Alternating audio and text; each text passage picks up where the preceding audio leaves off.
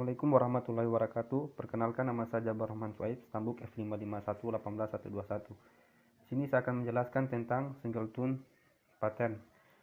Singleton pattern dalam pemrograman bertujuan agar sebuah kelas hanya dapat memiliki satu instance. Instance sendiri itu seperti itu menggambarkan objek dari kelas tersebut. Contohnya kalau kelas manusia itu instance-nya nama Budi, jadi seperti itu. Jadi pertama-tama untuk kode programnya kita membuat kelas public dengan nama singleton, kemudian buat private singleton, kemudian buat private static singleton dengan variabel dengan nama instance dan nilainya null atau kosong. Kemudian public static singleton membuat metode dengan nama get.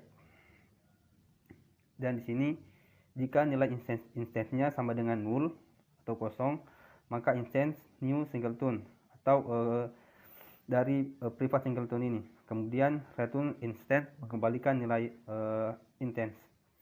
Untuk menguji apakah berhasil atau tidak, pada kelas program kita membuat di sini objek dari kelas singleton dengan nama objs1 atau objek singleton 1, yaitu dengan mengambil metode pada metode get pada kelas singleton. Kemudian untuk objek objs2 itu pun sama, mengambil nilai get metode memanggil metode get pada kelas singleton.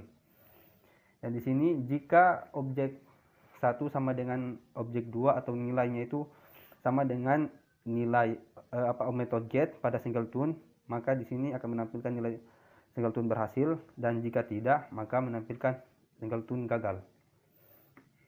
Kita coba.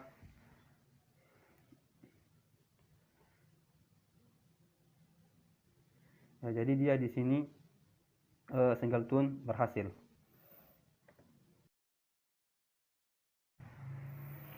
Baiklah, berikutnya saya akan menjelaskan tentang pola factory. Pola factory dalam pemrograman berbasis kelas biasanya digunakan untuk menangani masalah pembuatan objek tanpa harus menentukan kelas yang tepat dari objek yang akan dibuat. Untuk lebih jelasnya, di sini ada kode program tentang implementasi pattern factory.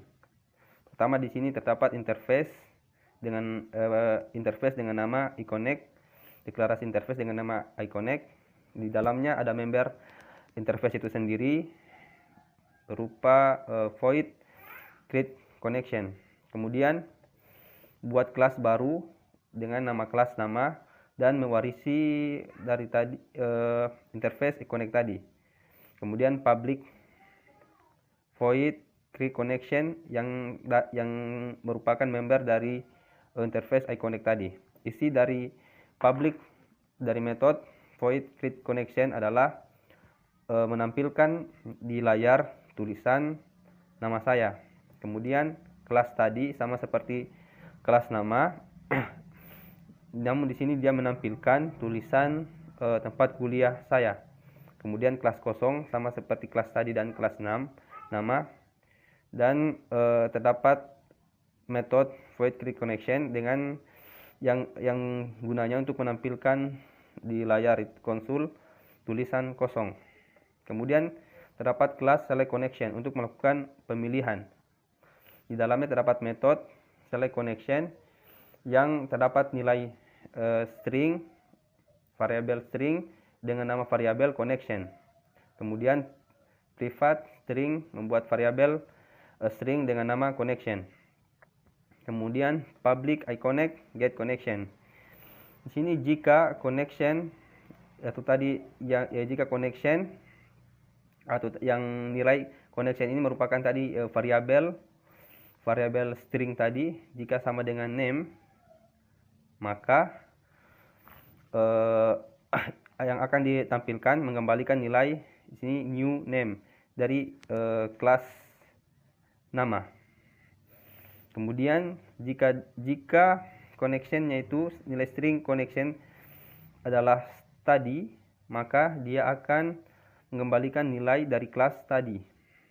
Dan selain dari itu, dia akan menampilkan dia akan mengembalikan nilai dari kelas kosong. Untuk menjalankan di program, di sini di kelas program kita buat select connection dari kelas select connection, dibuat objek dengan nama pilih, kemudian diambil nilai metode dari select connection dengan select connection yang ini dengan nilai stringnya sama dengan nama. Jadi kita coba, jika dia nilai string di connection nama, maka dia akan menampilkan nama saya.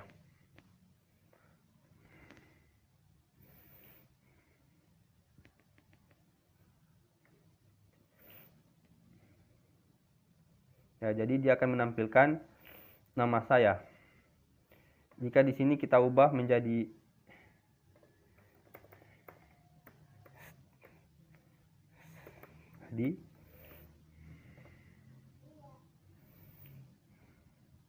maka di konsul akan ditampilkan tempat kuliah saya. Jadi seperti itu. Bismillahirrahmanirrahim. Assalamualaikum warahmatullahi wabarakatuh. Perkenalkan, nama saya Fadel Muhammad, Stambuk F55118133. Oke, baiklah teman-teman. Jadi di sini saya akan melanjutkan pembahasan dari teman saya sebelumnya mengenai desain pattern. Jadi di sini terdapat dua desain pattern yang akan saya bahas. Yang pertama ada abstract factory, yang kedua ada facets. Jadi kita masuk ke pembahasan yang pertama, yaitu abstract factory.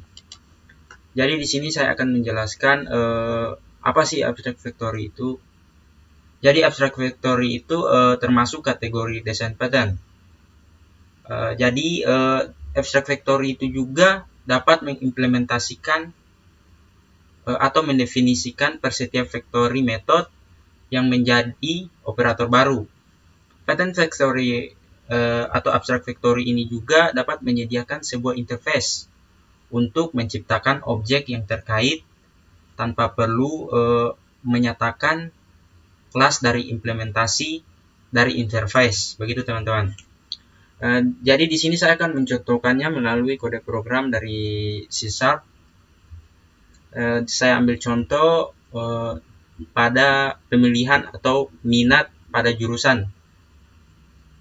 Jadi contohnya di Unpad, di situ Fakultas Teknik, di situ terdapat Teknik Informatika. Jadi di situ terbagi lagi minatnya itu ada RPL dan SC atau sistem cerdas. Jadi masing-masing minat itu memiliki mata kuliahnya masing-masing teman-teman. Jadi untuk RPL ada tersendiri untuk mata kuliahnya yang berkaitan dengan RPL. Kemudian untuk SC tersendiri ada mata kuliah yang berkaitan dengan SC. Begitu teman-teman. Jadi dia tidak saling berhubungan begitu. Contohnya saya contohkan untuk di RPL terdapat mata kuliah seperti API mungkin, GIS. Kemudian untuk SC sendiri terdapat mata kuliah robotika dan machine learning, seperti itu teman-teman. Jadi langsung saya contohkan di kode programnya, mungkin teman-teman bisa lebih paham untuk saya contohkan. Oke, baiklah kita masuk ke kode programnya. Di sini saya sudah membuat kode programnya. Jadi di sini saya membuat instance object, yaitu dari kelas atau kelas minat, dari kelas minat. Kemudian saya memanggil function minat jurusan. Kemudian terdapat juga parameternya, yaitu dari konsentrasi RPL dan API yang akan ditampung oleh interface mata kuliah. Ini teman-teman. Kemudian akan ditampilkan di mata kuliah .print ini teman-teman. Di sini nanti akan ditampilkan. Di sini terdapat minat jurusan SC. Di sini juga terdapat mata kuliahnya teman-teman dari SC itu, seperti mata kuliah robotika. Ini tadi teman-teman untuk interface mata kuliah. Kemudian kita masuk ke kelas API mata kuliah. Jadi di sini untuk tampilkannya di sini ini mata kuliah API rumpun RPL. Kemudian kelas GIS di sini masih RPL juga teman-teman. Seperti yang saya katakan tadi, dia hanya yang berkaitan dengan minat itu teman-teman, atau pilihan dari jurusannya. Kemudian untuk kelas robotika, di sini masuk di rumpun SC. Kemudian di sini ada kelas machine learning, di sini juga masih masuk di rumpun SC. Kemudian kita masuk ke interface jurusan. Nah, jadi di sini mata kuliah dari tiap jurusan itu tampung di sini teman-teman.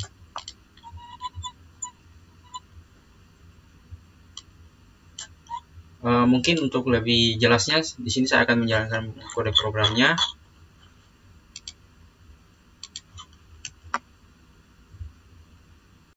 Nah, jadi di sini ini hasil runningnya teman-teman. Ini mata kuliah API rumpun RPL dan ini mata kuliah robotika rumpun SC. Jadi mungkin hanya itu untuk pembahasan dari abstrak vectoring teman-teman. Oke, baiklah teman-teman, kita masuk ke pembahasan yang selanjutnya, yaitu mengenai desain pattern dari package. Jadi sebelumnya saya akan menjelaskan apa sih itu package. Jadi tentang package dari pattern ini, yaitu berfungsi untuk menyediakan sebuah antarmuka atau interface yang seragam dalam sebuah subsistem.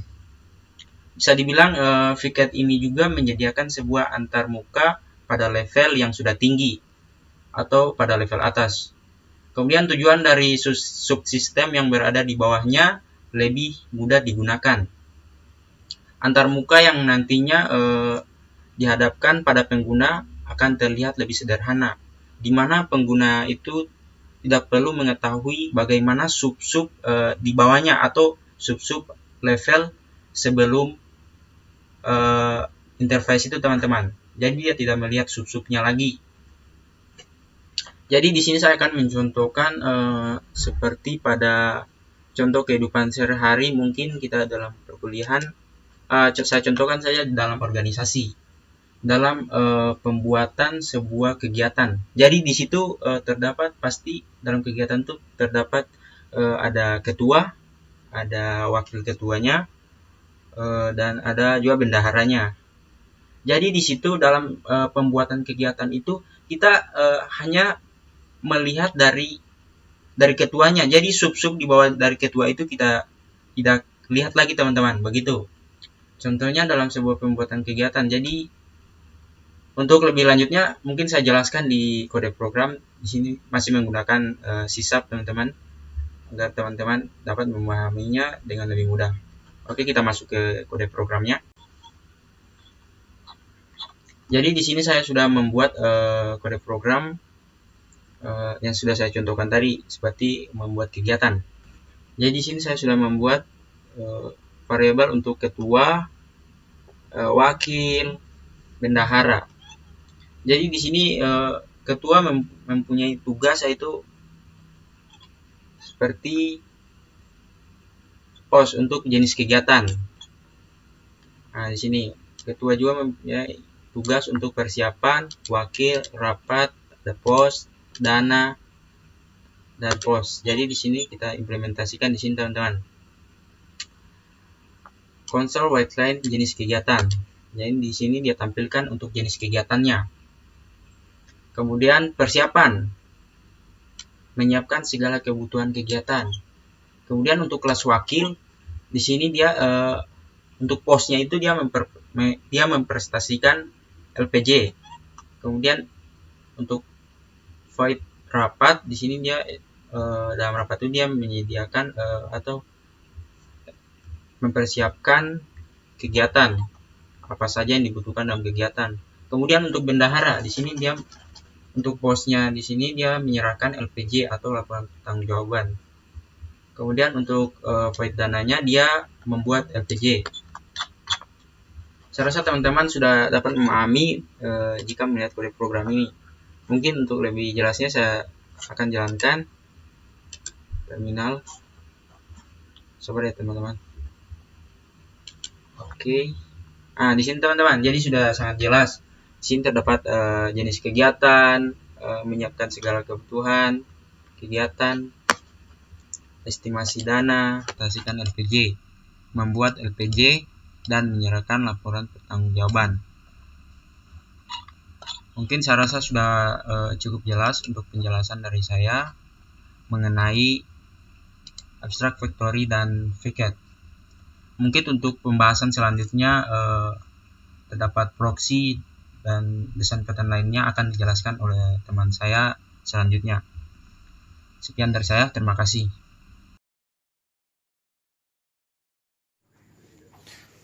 Ya, assalamualaikum warahmatullahi wabarakatuh. Oke, selanjutnya saya akan menjelaskan tentang adapter. Perkenalkan, nama saya sebelumnya Didi Rahmat, stambuk F55118137. Nah, di sini saya akan menjelaskan tentang adapter pattern.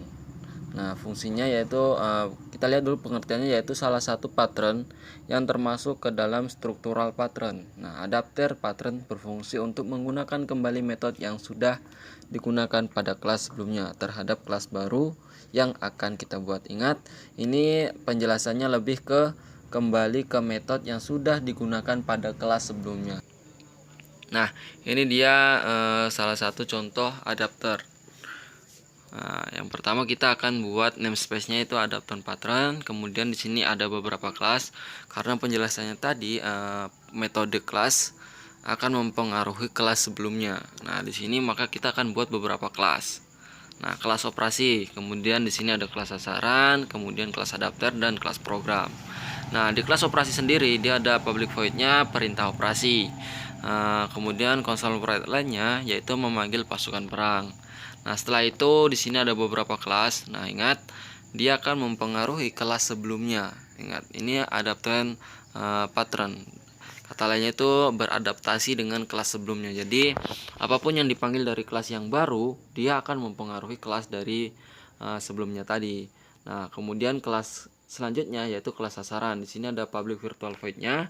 Di sini memonitor target sasaran tembak. Nah, setelah tadi yang pertama itu console nya memanggil pasukan perang, maka selanjutnya setelah pasukan perang dipanggil, ini sasarannya sudah ada, kemudian memonitor target sasaran tembak. Nah, ini dia kelas adapternya seperti ini, kelas adapter titik 2 sasaran. Di sini teman-teman bisa lihat seperti ini dia.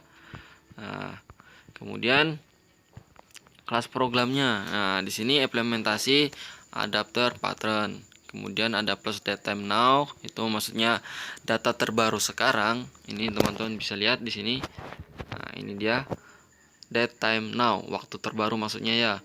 Kemudian sasaran sama dengan new adapter. Nah, itu mungkin penjelasan singkat dari pattern adapter.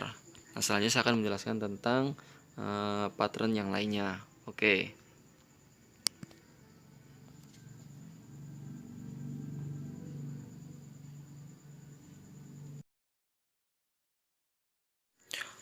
Oke, masih tetap bersama saya Didi Rahmat. Nah, selanjutnya kita akan membahas pattern builder. Nah, sebelumnya kita lihat dulu pengertiannya apa. Nah, pattern builder ini adalah algoritma yang berfungsi untuk memisahkan pembangunan objek yang sulit dari representasinya, sehingga konstruksi yang sama dapat menghasilkan representasi yang beda. Nah, oke. Di sini mungkin penjelasan singkat saja tentang builder ini. Nah, di sini namespace-nya builder, kemudian kelas atasnya public void-nya itu konstruktur kanan-kanan. Nah, setelah itu builder interface-nya, interface kanannya, kemudian kelas kanan A yang pertama kanan, kemudian kelas kanan B, kemudian kanan juga.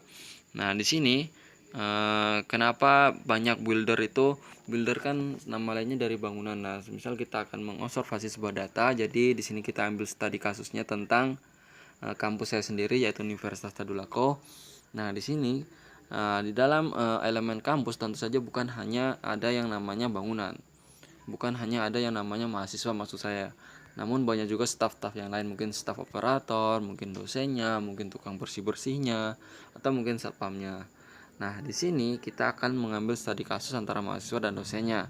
Nah, yang pertama konsol write line-nya yaitu mahasiswa Universitas Tadulako seperti ini. Nah, teman-teman bisa lihat kan. Nah, kemudian kelas kanan B-nya di sini kita akan mengambil study kasusnya yaitu dosen Universitas Tadulako. Nah, kelas programnya public static void-nya atas AA yaitu new atas, kemudian kanan 1 sama dengan new kanan A. AA construct 1 console write line. Oke. Console write-nya press key any key to end. Console write key-nya benar, true. Nah, mungkin itu salah satu contoh dari saya. Semoga teman-teman bisa paham tentang penjelasan saya tadi. Oke, lanjut ke teman saya selanjutnya. Assalamualaikum warahmatullahi wabarakatuh. Perkenalkan, nama saya Muhammad Farhansyah, Stambuk F551181101. Kesempatan kali ini saya akan menjelaskan mengenai kode program pattern bridge. Secara bahasa, arti dari bridge adalah penghubung atau jembatan yang fungsinya adalah untuk memisahkan antara abstraksi dan implementasinya. Di sini saya akan mencoba implementasikannya menggunakan sebuah kartu pengenal, yaitu kartu KTP dan kartu mahasiswa, yang membutuhkan objek instansnya dipisahkan dengan interface-nya. Bisa dilihat seperti ini kode programnya. Dan untuk hasil-nya kita akan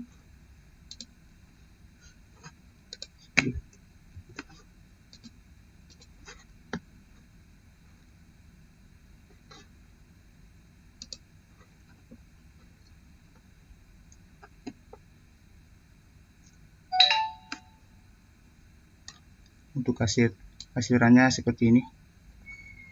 Filament.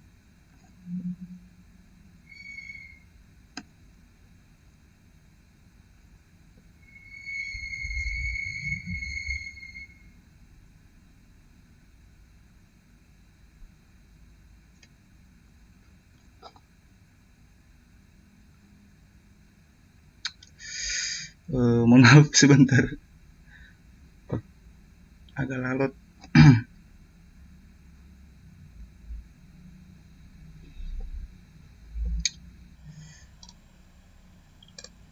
Nah, seperti ini hasilnya.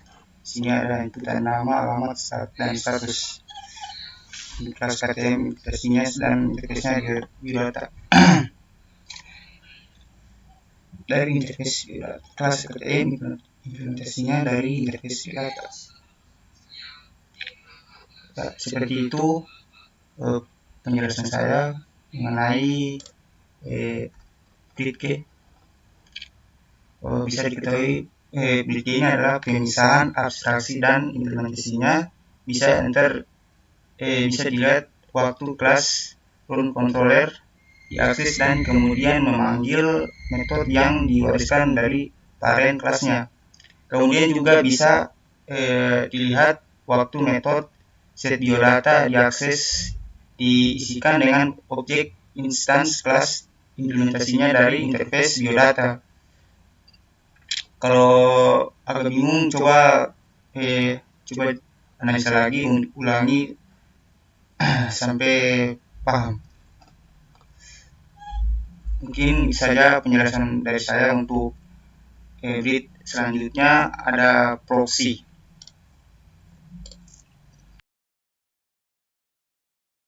Selanjutnya saya akan menjelaskan mengenai pattern design proxy.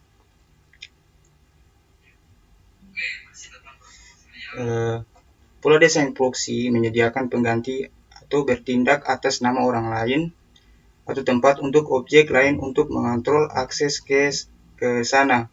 Proxy berarti sebagai pengganti atau mewakili atau atas nama.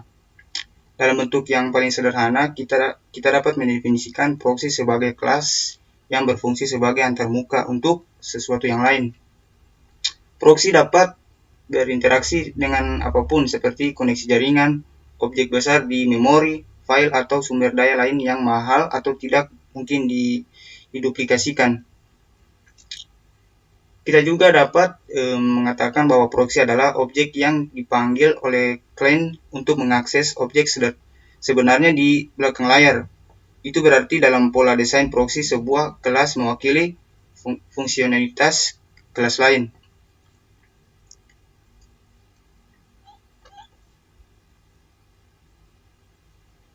Untuk kode programnya seperti ini bisa dilihat. Di sini ada public state void kelas program. Ada kelas printer 1, kelas printer 2. Yang untuk hasil runnya seperti ini. Kasih dulu.